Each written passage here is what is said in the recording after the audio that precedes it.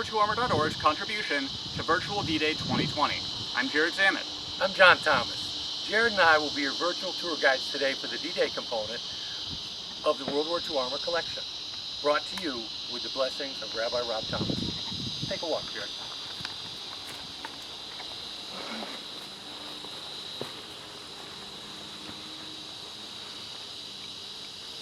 World War II Armor operates several examples of armored, self-propelled, and wheeled support vehicles that were used by U.S. forces in support of Operation Neptune and Operation Overlord, commonly referred to as D-Day, on June 6, 1944.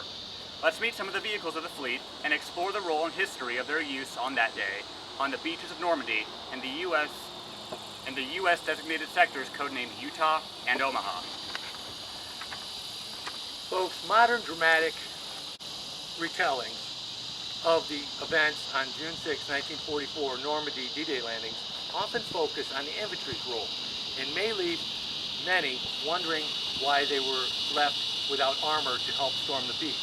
In reality, 5 independent armor battalions landed alongside the infantry, and D-Day planners included armor support as an integral part of the assault. Some of the first Americans ashore on D-Day were actually tankers. While movies have a tendency to overlook armor on D-Day, that's usually due to scarcity of surviving armor and the expense of running it versus historically being absent.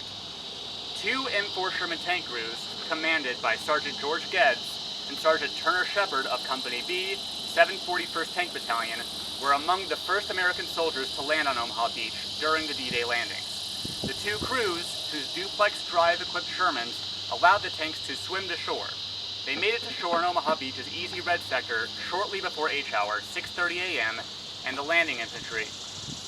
Under heavy fire from German bunkers above the beach, the tank crews provided crucial covering fire for the infantry forces landing behind them.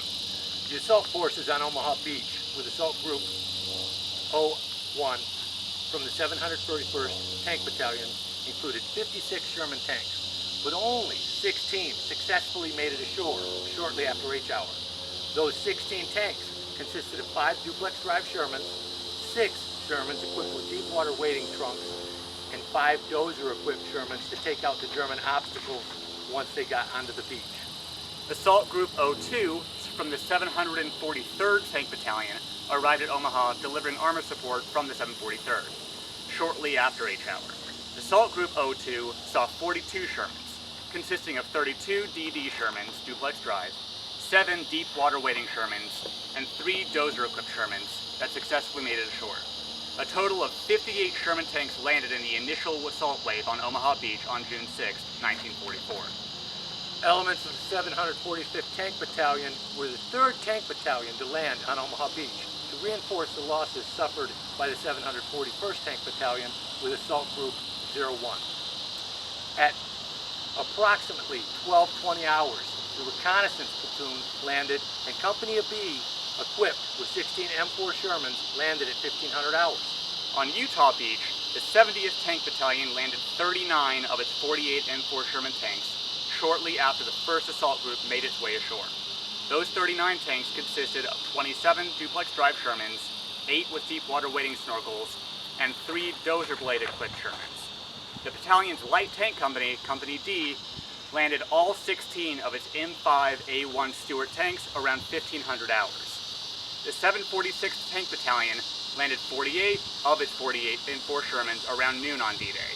The 48 consisted of 44 Shermans with deep water wading snorkels and 4 equipped dozer blades. A popular myth is that the DD swimming tanks all foundered in the channel. That's incorrect.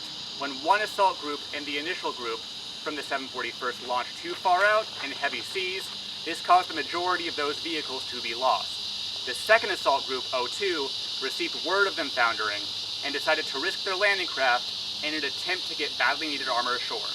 That resulted in nearly the whole unit making it ashore. All of the U.S. duplex drive tanks were M4A1 Shermans, armed with a 75mm gun, M3. To make them waterproof, they were fitted with a waterproof canvas screen that inflated. Movement in water was made possible by dual propellers which connected to the rear idler wheels. Not all the tanks landed were DD swimming tanks. There were some fitted with deep water wading gear, essentially giant snorkels that allowed them to operate in very deep water. That is, without swamping the engine. Several were also outfitted with bulldozer attachments for the engineering units. On several occasions, tankers shooting at strong points attracted auxiliary fire on those targets from offshore Navy destroyers looking for targets. The ships could not see the bunkers, but they had more firepower, which was guided in by the tanker's shell bursts. This wasn't rehearsed cooperation, but it proved a vital part in helping clear out the stubborn and dangerous bunkers on the beachhead. 76mm guns were also available at the time, but the tankers and command did not want them because of concerns about retraining or ammunition logistics. Of note is that the US did not run into Panthers or Tigers until late July, and only extremely low numbers compared to the British and Canadian armies. World War II Armor's Golem is Rabbi Rob Steed. It's a Canadian Grizzly, one of the 188 contract-built N4A1 Shermans built at the Montreal Locomotive Works. While these didn't see any action in World War II, they have survived in good numbers due to the unique lineage. This usually is given away by the unique Canadian dry-pin all-steel track and the required front sprocket. That being said, Golem has had its tracks and sprockets replaced with a rubber track to represent a US Army M4A1 as it would have appeared at the beach on D-Day.